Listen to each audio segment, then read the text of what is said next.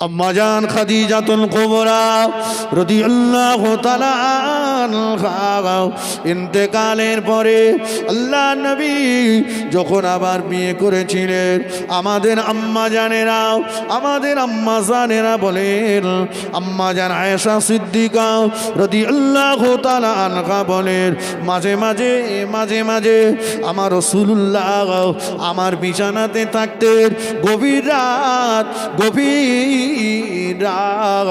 আমি আয়েশা ঘুমটা ভেঙে যেত, চক্ষুটা মেলতাম, চোখ দুটো মেলে দয়া নবীকে আমার বিছানায় খুঁজে পেতাম না। আমি আয়েশা চিন্তিত হয়ে যেতাম, বিচলিত হয়ে যেতাম, নবী কোথায় গেল। মসজিদ নববীতে যেতাম, পেতাম না নবীকে।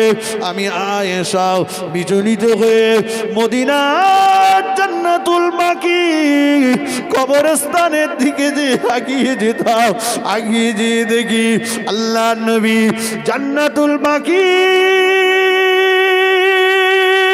কবরস্থানে দাঁড়িয়ে কাঁদছে, কবর জিয়ারত করছে না। নবী বলছেন, আল্লাহ যেদিন বাপ বেটাকে ভুলে যাবে, বেটা বাপকে ভুলে যাবে, মা মেয়েকে ভুলে যাবে, মেয়ে তার মাকে ভুলে যাবে, যেদিন স্বামী তার স্ত্রীকে ভুলে যাবে, স্ত্রী তার স্বামীকে ভুলে যাবে, ওগো আল্লাহ সেই দিন আমি রাসূলুল্লাহ আমি যেন আমার খাদিজার কথা ভুলে না যায়।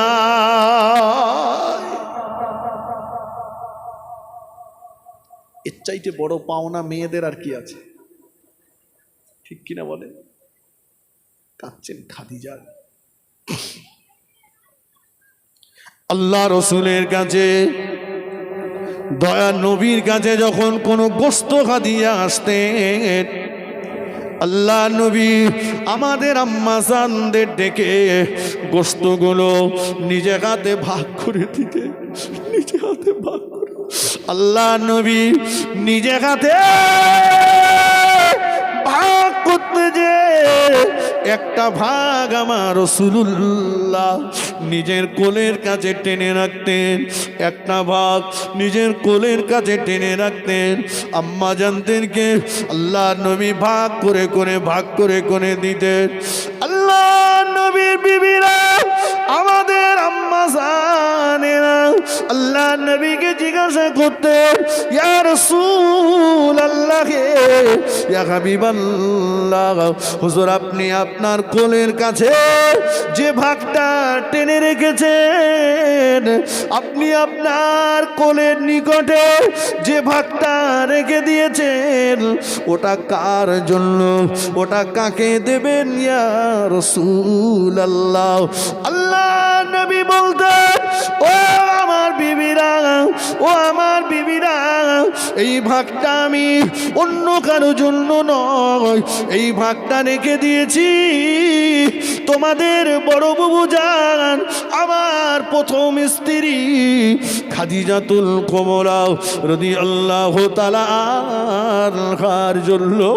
আম্মা জানেরা বলতেন, ইয়া রাসূলুল্লাহ, ইয়া হাবিবাল্লাহ, হুজুর আমাদের বড় বাবু জান, আপনার প্রথম বিবি খাদিজাতুল কুবরা দুনিয়ার জমিনে তো বেঁচে নাই, খাদিজাতুল কুবরা মক্কা শরীফের জান্নাতুল মুআল্লাতে আরাম করছে, জান্নাতুল মুআল্লাতে শুয়ে আছে। নবী গো, আপনি কি কোলের দিকের ভাগটাকে নিয়ে খাদিজার কবরে দিয়ে আসবেন? দয়ার নবী বলতেন, না এমন করে বলো না।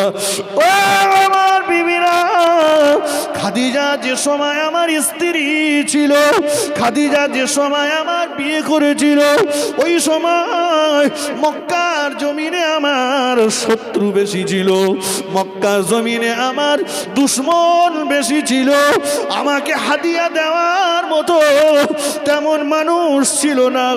আমি আমার খাদিজাকে খুব একটা গোস্ত খাওয়াতে পারিনি।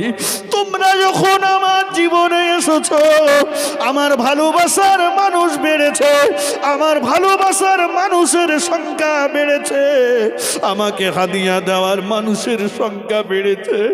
আমি এই সময় তোমার তোমাদের যখন গোস্ত ভাগ করে দিই খাদিজার কথা আমার মনে পড়ে, ওই জন্য খাদিজার জন্য একটা ভাগ টেনে রেখেছি। তোমাদের গোস্তগুলো দেওয়ার পরে খাদিজার ভাগটাকে নিয়ে আমি রাসূলুল্লাহ মদিনা জমিনে বেরিয়ে যাব। খুঁজে খুঁজে খুঁজে খুঁজে দেখব খাদিজার কোনো বান্ধবীর সঙ্গে দেখা হয় কিনা। খুঁজে খুঁজে খাদিজার কোনো বান্ধবীর সঙ্গে দেখা করব। খাদিজার বান্ধবীকে যে এই গোস্তগুলো দেব আর বলবো, তুমি আমার খাদিজার বান্ধবী, তুমি আমার খাদিজাকে বড় ভালোবাসতে, আমার খাদিজাও তোমাকে বড় ভালোবাসতো। খাদিজা দুনিয়ার জমিনে নাই, তুমি গোস্ত খেলে আমার বিশ্বাস খাদিজা সন্তুষ্ট হবে। এই গোস্তগুলো তুমি নাও আর আমার খাদিজার জন্য আল্লাহর কাছে একটু দোয়া করো। ও আমার বিবিরা, এই গোস্তগুলো আমি আমার খাদিজার বান্ধবীর কাছে পৌঁছে দেব। আল্লাহ নবী নুরুজ্জামানে জানিয়ে দিয়েছে, ও আমার সাহাবীরা মনে রাখো, ইন্নী উহিব্বুস সালাসা, আমি রাসূলুল্লাহ তিনটে জিনিসকে বড় পছন্দ করি, আত-তিবা ওয়ান নিসা কুররাতু আইনি আস-সালাত। আল্লাহ নবী বললেন, ও আমার সাহাবীরা, আমি রাসূলুল্লাহ খুশবু আতরকে বড় ভালোবাসি, ওয়ান নিসা, আমি রাসূলুল্লাহ নারী জাতকে বড় ভালোবাসি, কুররাতু আইনি আস-সালাত, আমি রাসূলুল্লাহ আমার চোখের শান্তি হলো নামাজ। আল্লাহ নবী বললেন, ও আমার সাহাবীরা, ও মক্কাবাসীরা, খবরদার খবরদার, কন্যাদেরকে নিচু নজরে দেখো না, মেয়েদেরকে তোমরা নিচু নজরে দেখো না, মেয়ের বাপেদেরকে তোমরা নিচু নজরে দেখো না। বারবার মেয়ে হওয়ার জন্য স্ত্রীকে তোমরা নিচু নজরে দেখো না। মেয়ে হওয়াটা যদি নারীর অপরাধ থাকতো, আর মেয়ে হলে মেয়ের মা যদি খারাপ হতো, আসমানের নিচে জমিনের উপরে খাদিজার মতো এমন মহিলা আল্লাহ দ্বিতীয় কাউকে বানাননি। এই খাদিজার গর্ভ থেকে আল্লাহ পাক চারটি কন্যা সন্তান দিয়েছে। একটু জোরে জোরে বলুন সুবহানাল্লাহ। অতএব খাদিজা জগতের শ্রেষ্ঠ মহিলা, এই খাদিজার গর্ভে এসেছে চারটে মেয়ে। অতএব না না না, তোমার বিবির বারবার মেয়ে হয় বলে বিবিকে নিচু নজরে দেখো না, বিবিকে গালিগালাজ করো না, বৌমাকে গালিগালাজ করো না, বৌমাকে তুমি শ্বশুর নিচু নজরে দেখো না। ওগো শাশুড়ি, তুমি তোমার বৌমাকে নিচু নজরে দেখো না। ও শাশুড়ি, তোমার বৌমার উপরে অত্যাচার করো না, কারণ মেয়ে হওয়ার জন্য তোমার বৌমাকে তুমি দায়ী করতে পারো না। মেয়ে দেওয়ার মালিক আল্লাহ, ছেলে দেওয়ার মালিক আল্লাহ। বৌমা যদি মালিক হয়, বৌমা যদি দিতে পারে, তাহলে ভাগিদারও তো তোমার ছেলে আছে, ঠিক কিনা? একলা একলা তো বাচ্চা হয় না। তা বৌমা যদি মনে হয় যে বৌমা বারবার মেয়ে হচ্ছে, পরের বাচ্চাটা তোমার ছেলের পেটে নিতে বলো। মা বোনেদের যা ধৈর্য সহ্য, এরা 10 মাস 10 দিন রাখে। আল্লাহ না করুন যদি ছেলেদেরা পেটে আল্লাহ বাচ্চা দিত, এরা 2-1 মাসের মধ্যে খাবার করে দিত। আমাদের যা ধৈর্য, এমনি রাত দুপুর বেলা বাচ্চা কাঁদে, কিন্তু মা দেখেন বাচ্চাকে কিন্তু ছাড়ে না। এই পৌষ মাসের কনকনে ঠান্ডাতেও মা বাচ্চাকে উঠে গরম করে দুধ খাওয়াচ্ছে, ঠিক কিনা? আল্লাহ কি ধৈর্য তাদের দিয়েছেন, কি সবর দিয়েছেন আল্লাহ। না, মেয়ে হওয়ার জন্য বৌমাকে আজকে সমাজে বহু মেয়েকে গাল শুনতে হচ্ছে, জানেন? নির্যাতিত মেয়ে হচ্ছে বলে। কেন? এদিকে ওই লোকটাকে জিজ্ঞাসা করেন, ছেলে দেওয়ার মালিক কে? বলবে আল্লাহ। মেয়ে দেওয়ার মালিক আল্লাহ। তাহলে মেয়ে হচ্ছে, রাগ হচ্ছে কেন? প্রথম মেয়ে, দ্বিতীয়বার মেয়ে হয়েছে, তৃতীয়বার ফের মেয়ে হয়েছে, বাচ্চাটার গালে ইঁদুর মারা বিষ দিয়েছে। গল্প বলছি না, মানুষ। আল্লাহ নবী বললেন, সাহাবীরা, ও বাবা সাহাবীরা, খবরদার খবরদার, কন্যার পিতাদেরকে নিচু নজরে দেখো না, কন্যার বাপেদেরকে নিচু নজরে দেখো না। আমি রাসূলুল্লাহ, আমি নিজেই হলাম কন্যাদের পিতা, আমি নবী নিজেই হলাম কন্যাদের মেয়েদের আব্বা। আমি রাসূলুল্লাহ জানিয়ে দিলাম, যিনি 3টে কন্যা সন্তানের পিতা, যিনি 3টে মেয়ের আব্বা, আমি রাসূলুল্লাহ আর ওই কন্যার পিতা আল্লাহ পাকের দয়ার জান্নাতে পাশাপাশি থাকবো। বলুন সুবহানাল্লাহ। একজন সাহাবী জিজ্ঞাসা করলেন, ইয়া রাসূলুল্লাহ, হুজুর, যার একটা মেয়ে, যার 2টো মেয়ে, তার জন্য আপনি কি বলবেন? আল্লাহ নবী বললেন, ও বাবা সাহাবী শুনে রাখো, যার একটা মেয়ে, যার 2টো মেয়ে, তার জন্য আমি রাসূলুল্লাহ জান্নাতের জামিনদার হয়ে গেলাম। জোরে জোরে বলুন সুবহানাল্লাহ। শুধু তাই নয়, আল্লাহ নবী বললেন, ও সাহাবীরা মনে রাখো, যার প্রথম সন্তান হলো মেয়ে, যার প্রথম সন্তান হলো মেয়ে, আমি রাসূলুল্লাহ ওই কন্যার পিতার জন্য আল্লাহ পাকের দয়ার জান্নাতের জামিনদার হয়ে গেলাম।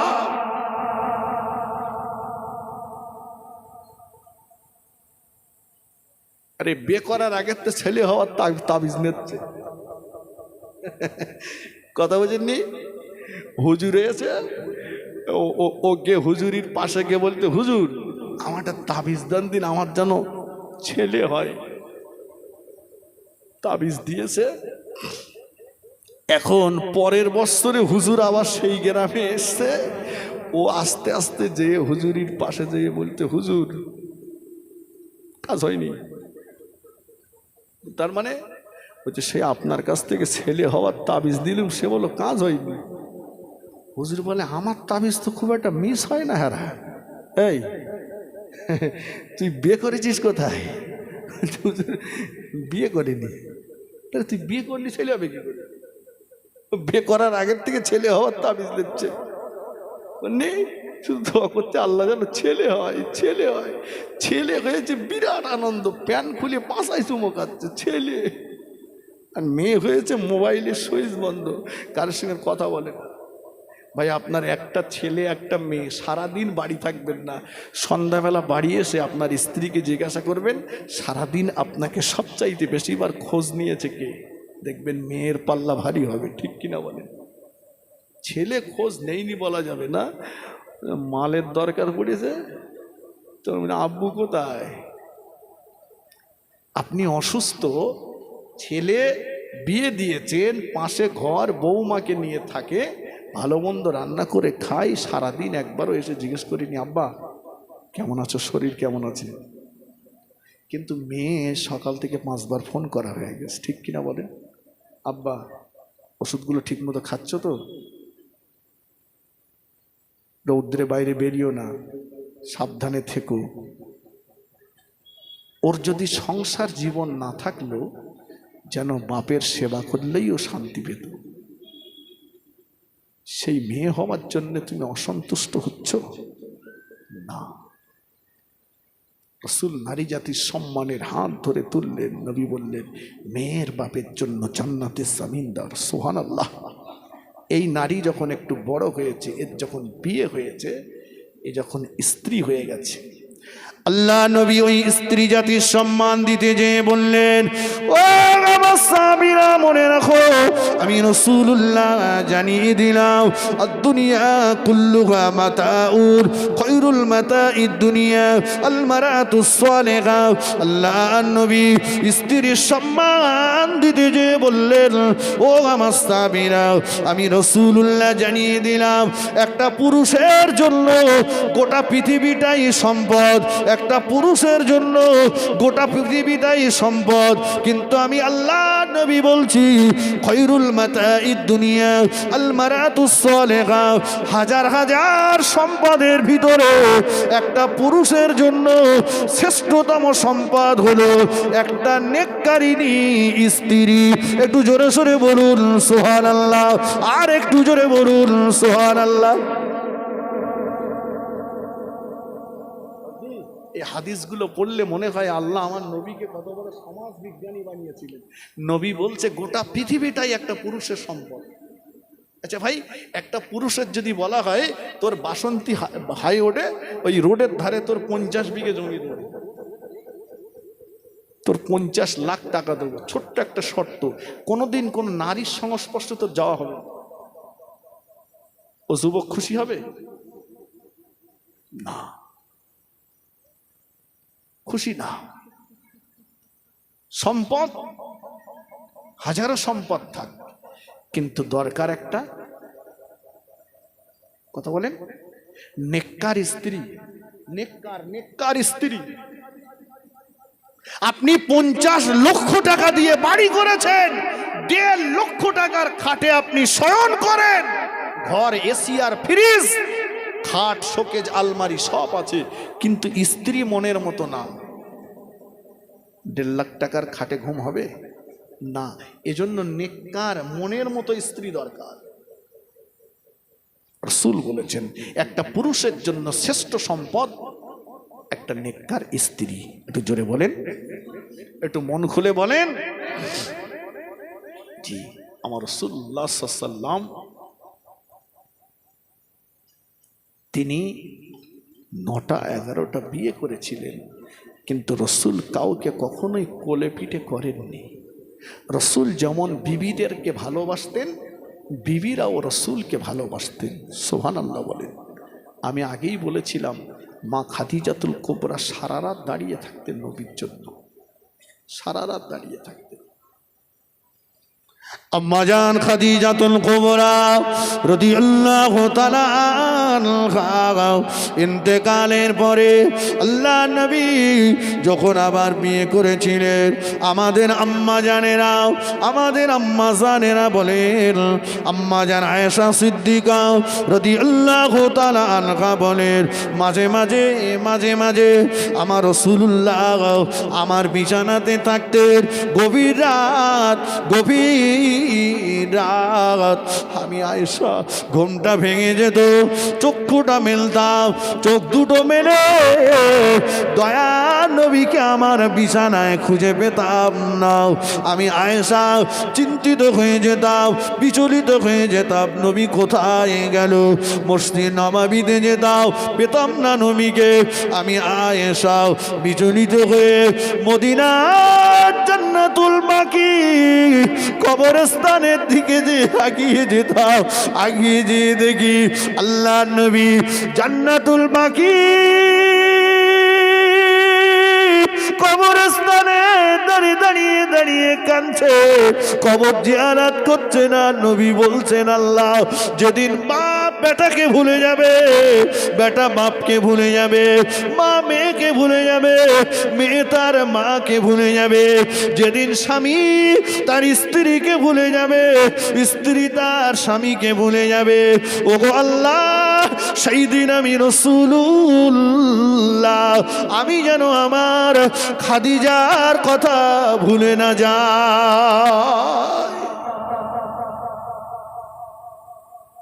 এর চাইতে বড় পাওনা মেয়েদের আর কি আছে, ঠিক কিনা বলেন? কাঁদছেন খাদিজা। আল্লাহ রসুলের কাছে, দয়া নবীর কাছে যখন কোনো গোস্ত খাদিজা আসতেন, আল্লাহ নবী আমাদের আম্মা জানদের ডেকে গোস্তগুলো নিজে হাতে ভাগ করে দিতে, নিজে হাতে ভাগ করে আল্লাহ নবী নিজে হাতে ভাগ করতে যে একটা ভাগ আমার রাসূলুল্লাহ নিজের কোলের কাছে টেনে রাখতেন, একটা ভাগ নিজের কোলের কাছে টেনে রাখতেন। আম্মা জানদেরকে আল্লাহ নবী ভাগ করে দিতেন। আল্লাহ আল্লাহ নবীর বিবিরা, আমাদের আম্মা জানেরা আল্লাহ নবীকে জিজ্ঞাসা করতে, ইয়া রাসূলুল্লাহ, ইয়া হাবিবাল্লাহ, হুজুর আপনি আপনার কোলের কাছে যে ভাগটা টেনে রেখেছেন, আপনি আপনার কোলের নিকটে যে ভাগটা রেখে দিয়েছেন, ওটা কার জন্য, ওটা কাকে দেবেন ইয়া রাসূলুল্লাহ? আল্লাহ নবী বলতেন, ও আমার বিবিরা, ও আমার বিবিরা, এই ভাগটা আমি অন্য কারো জন্য নয়, এই ভাগটা রেখে দিয়েছি তোমাদের বড় বাবু জান, আমার প্রথম স্ত্রী খাদিজাতুল কুবরা রাদিয়াল্লাহু তাআলা আনহার জন্য। আম্মা জানেরা বলতেন, ইয়া রাসূলুল্লাহ, ইয়া হাবিবাল্লাহ, হুজুর আমাদের বড় বাবু জান, আপনার প্রথম বিবি খাদিজাতুল কুবরা দুনিয়ার জমিনে তো বেঁচে নাই, খাদিজাতুল কুবরা মক্কা শরীফের জান্নাতুল মুআল্লাতে আরাম করছে, জান্নাতুল মুআল্লাতে শুয়ে আছে। নবী গো, আপনি কি কোলের দিকের ভাগটাকে নিয়ে খাদিজার কবরে দিয়ে আসবেন? দয়ার নবী বলতেন, না, এমন করে বলো না। ও আমার বিবিরা, খাদিজা যে সময় আমার স্ত্রী ছিল, খাদিজা যে সময় আমার বিয়ে করেছিল, ওই সময় মক্কার জমিনে আমার শত্রু বেশি ছিল, মক্কার জমিনে আমার দুশ্মন বেশি ছিল, আমাকে হাদিয়া দেওয়ার মতো তেমন মানুষ ছিল না। আমি আমার খাদিজাকে খুব একটা গোস্ত খাওয়াতে পারিনি। তোমরা যখন আমার জীবনে এসেছো, আমার ভালোবাসার মানুষ বেড়েছে, আমার ভালোবাসার মানুষের সংখ্যা বেড়েছে, আমাকে হাদিয়া দেওয়ার মানুষের সংখ্যা বেড়েছে। আমি এই সময় তোমাদের যখন গোস্ত ভাগ করে দিই, খাদিজার কথা আমার মনে পড়ে, ওই জন্য খাদিজার জন্য একটা ভাগ টেনে রেখেছি। তোমাদের গোস্তগুলো দেওয়ার পরে খাদিজার ভাগটাকে নিয়ে আমি রাসূলুল্লাহ মদিনার জমিনে বেরিয়ে যাব। খুঁজে খুঁজে খুঁজে খুঁজে দেখব খাদিজার কোনো বান্ধবীর সঙ্গে দেখা হয় কিনা, খুঁজে খুঁজে খাদিজার কোনো বান্ধবীর সঙ্গে দেখা করব। খাদিজার বান্ধবীকে যে এই গোস্তগুলো দেব আর বলবো, তুমি আমার খাদিজার বান্ধবী, তুমি আমার খাদিজাকে বড় ভালোবাসতে, আমার খাদিজাও তোমাকে বড় ভালোবাসতো। খাদিজা দুনিয়ার জমিনে নাই, তুমি গোস্ত খেলে আমার বিশ্বাস খাদিজা সন্তুষ্ট হবে। এই গোস্তগুলো তুমি নাও, আর আমার খাদিজার জন্য আল্লাহর কাছে একটু দোয়া করো। ও আমার বিবিরা, এই গোস্তগুলো আমি আমার খাদিজার বান্ধবীর কাছে পৌঁছে দেব।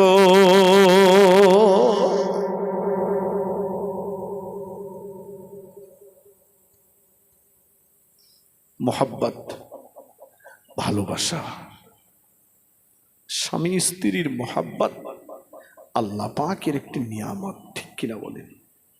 আল্লাহ পাকের নিয়ামত। দরুদ শরীফ আল্লাহুম্মা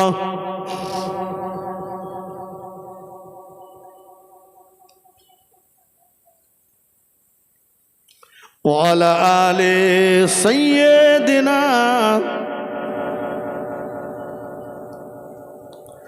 মুসিবত না পাই যদি, মুসিবত না পাই যদি, করুণা তোমার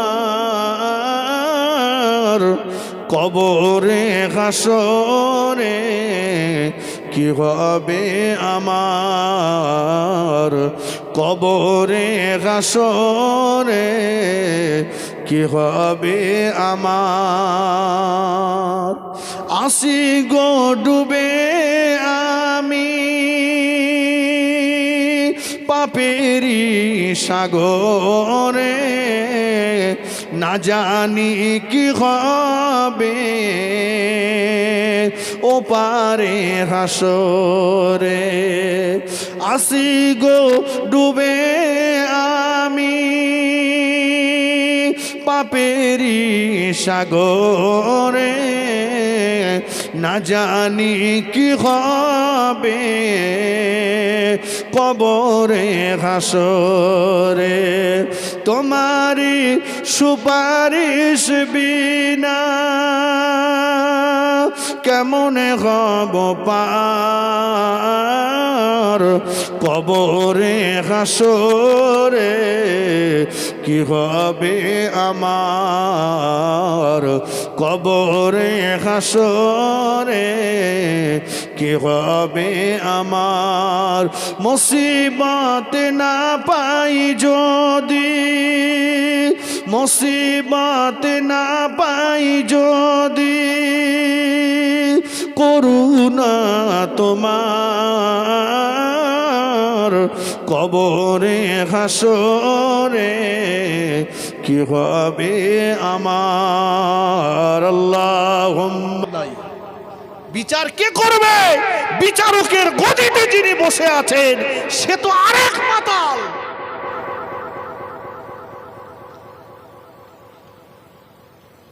লজ্জা জাতির হুজুরির কাছে ফতোয়া জিজ্ঞেস করছে হুজুর মদ খেয়ে তালাক দিলি তালাক হবে কেন আবার লিবি হারা হ্যাঁ আবার লিবি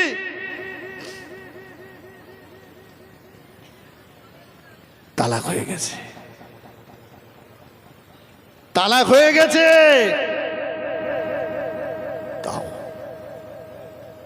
ফিরে আসুন ভাই আমি শুধু পার্থক্য বোঝাচ্ছিলাম কি মূর্খতার যুগের মানুষেরা যেগুলো করত এটা শিক্ষিতের জামানার মানুষেরা সেগুলো করছে না একটু কথা বলেন করছে তো জি আচ্ছা মূর্খতার যুগে মেয়ে হলে মেয়েগুলোকে জীবন্ত কবর দিত হাজী সাহেব যারা মক্কা শরীফে গিয়েছেন দেখে এসছেন আজও সেই জীবন্ত কবরস্থানটা মক্কা শরীফে আছে যেখানে জীবিত অবস্থায় মেয়েদেরকে কবর দিত ভাই জাহেলিয়াতের যুগে জীবন্ত মেয়েকে কবর দিত শিক্ষিতের জামানায় এখন কি আর মেয়েদের কবর দেয় কথা বলেন আমার বক্তব্য শোনেন আজও হাজারো মেয়ের জীবন চলে যাচ্ছে তবে ওরা যেত বালির ভিতরে আর এদের জীবন চলে যাচ্ছে টাকার ভিতরে হ্যাঁ মসজিদের সামনের কাতার দখল করে বসে আছে নামাজে কপালে নামাজ পড়ে দাগ করে ফেলেছে অথচ ছেলে বিয়ে দিয়ে মাল নিয়ে তবে আগের কাতারে দখল করেছে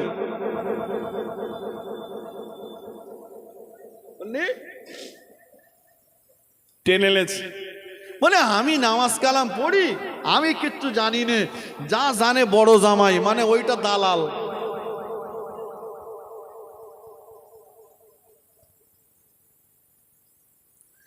ও আমার ভাইজানেরা আল্লাহ নবী নূরের জবানে জানিয়ে দিয়েছে ও আমার সাহাবীরা মনে রাখো ইন্নী উহিব্বুস সালাসা আমি রাসূলুল্লাহ তিনটে জিনিসকে বড় পছন্দ করি আত-তিবা ওয়ান নিসা কুররাতু আইনি আস-সালাত আল্লাহ নবী বললেন ও আমার সাহাবীরা আমি রাসূলুল্লাহ খুশবু আতরকে বড় ভালোবাসি নিসা আমি রাসূলুল্লাহ নারী জাতকে বড় ভালোবাসি কুররাতু আইনি আস-সালাত আমি রাসূলুল্লাহ আমার চোখের শান্তি হলো নামাজ আল্লাহ নবী বললেন ও আমার সাহাবীরা ও মক্কাবাসীরা খবরদার খবরদার কন্যাদেরকে নিচু নজরে দেখো না মেয়েদেরকে তোমরা নিচু নজরে দেখো না মেয়ের বাপেদেরকে তোমরা নিচু নজরে দেখো না বারবার মেয়ে হওয়ার জন্য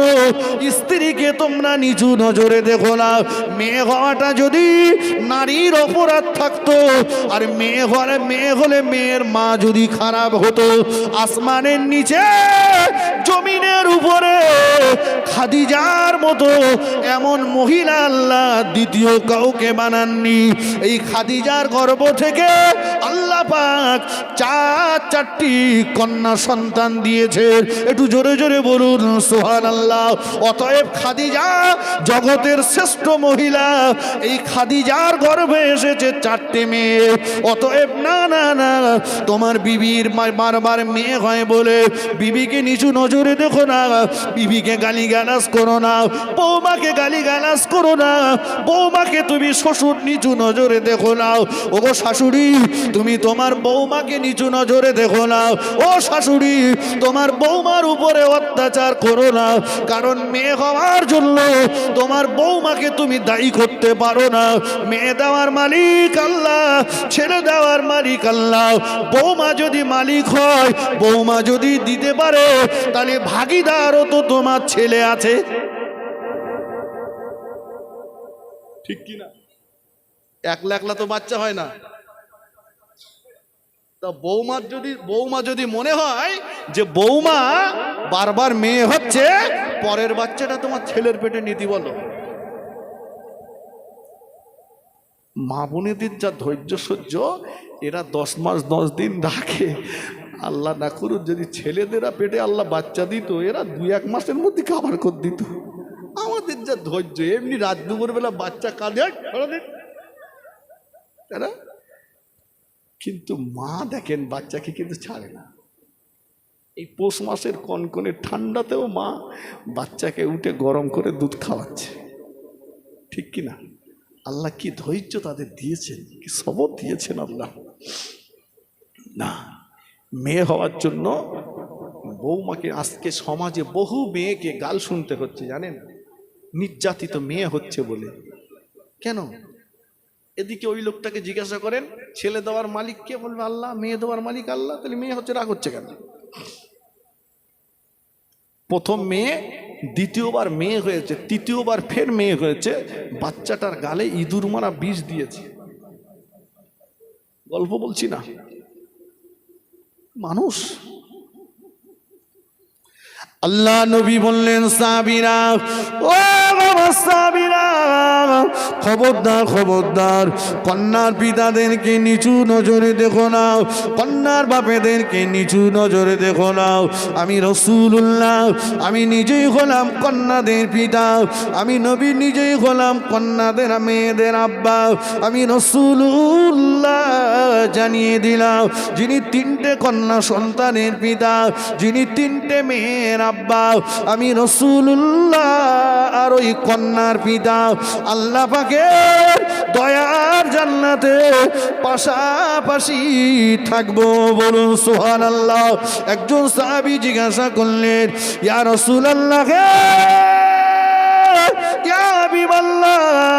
হুজুর, যার একটা মেয়ে, যার 2টো মেয়ে, তার জন্য আপনি কি বলবেন? আল্লাহ নবী বললেন, ও বাবা সাহাবী শুনে রাখো, যার একটা মেয়ে, যার 2টো মেয়ে, তার জন্য আমি রাসূলুল্লাহ জান্নাতের জামিনদার হয়ে গেলাম। জোরে জোরে বলুন সুবহানাল্লাহ। শুধু তাই নয়, আল্লাহ নবী বললেন, ও সাহাবীরা মনে রাখো, যার প্রথম সন্তান হলো মেয়ে, যার প্রথম সন্তান হলো মেয়ে, আমি রাসূলুল্লাহ ওই কন্যার পিতার জন্য আল্লাহ পাকের দয়ার জান্নাতের জামিনদার হয়ে গেলাম।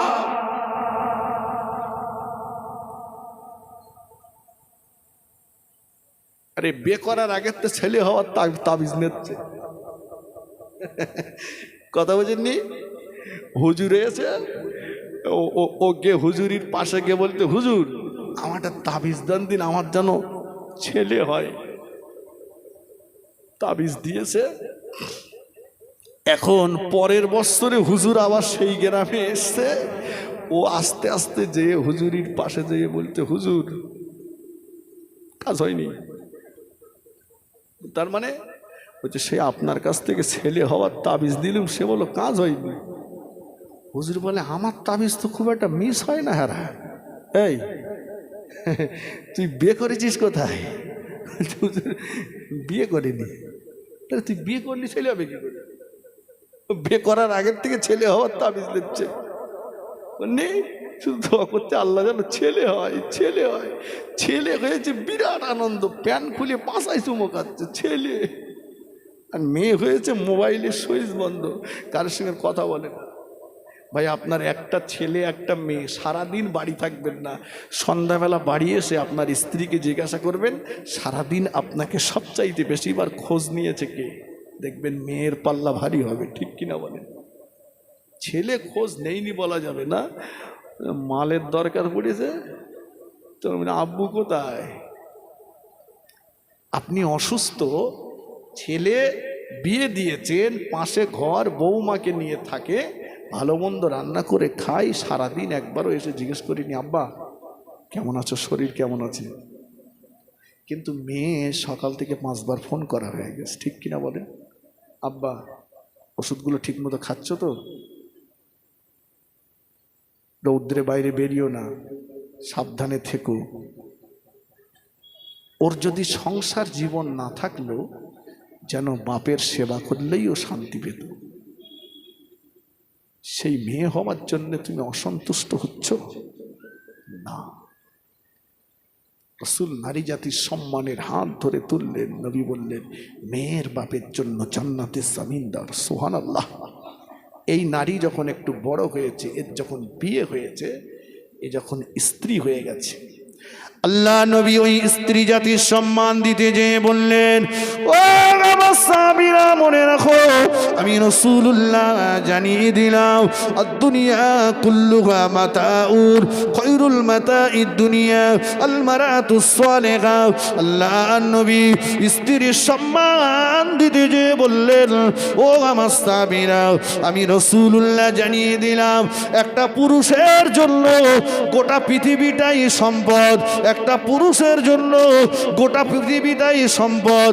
কিন্তু আমি আল্লাহ নবী বলছি খায়রুল মাতাইদ দুনিয়া আল মারাতুস সালিহা, হাজার হাজার সম্পদের ভিতরে একটা পুরুষের জন্য শ্রেষ্ঠতম সম্পদ হলো একটা নেককারিনী স্ত্রী।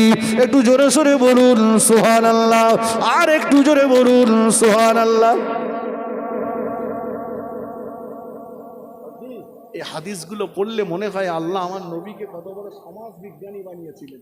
নবী বলছে গোটা পৃথিবীটাই একটা পুরুষের সম্পদ। আচ্ছা ভাই, একটা পুরুষের যদি বলা হয় তোর বাসন্তী হাই রোডে, ওই রোডের ধারে তোর 50 বিঘে জমি দেবো,